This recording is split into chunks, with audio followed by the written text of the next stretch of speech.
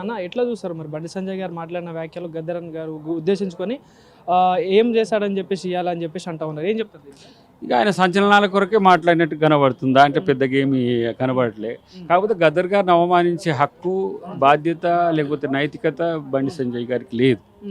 So వారిని కలిసి చెప్పినప్పుడు కూడా నేను ఇప్పుడు సూర్యంతో వింటున్నా ఏమని, భారత రాజ్యాంగాన్ని పరిరక్షించే బాధ్యత మీరు తీసుకోండి, అంబేద్కర్ గారి విగ్రహాన్ని పార్లమెంటు ముందు పెట్టండి, ఆ పార్లమెంటుకు కూడా అంబేద్కర్ గారి పేరు పెట్టమని చెప్పి వారితో సూచించినట్టుగా కూడా ఇప్పుడే సూర్యం చెప్తున్నాడు. తర్వాత కిషన్ రెడ్డి గారికి వారికి ఉన్న సాన్నిహిత్యం కానీ, లేదు బండారు దత్తాత్రేయ గారికి వారికి ఉన్న సాన్నిహిత్యం కానీ, బీజేపీ మిత్రులకు ఉన్న సాన్నిహిత్యం మాకు తెలుసు.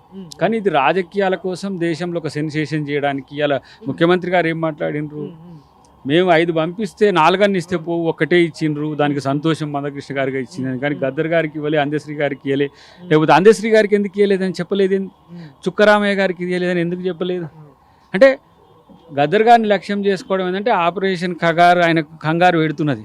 సో దాంట్లో మావోయిస్టు కనపడ్డాడు గద్దర్ గారిలో, కానీ బుద్ధిస్ట్ కనపడలే, అంబేద్కరిస్ట్ కనపడలే, లేకపోతే దళిత ఉద్యమకారుడు కనపడలే, తెలంగాణ ఉద్యమకారు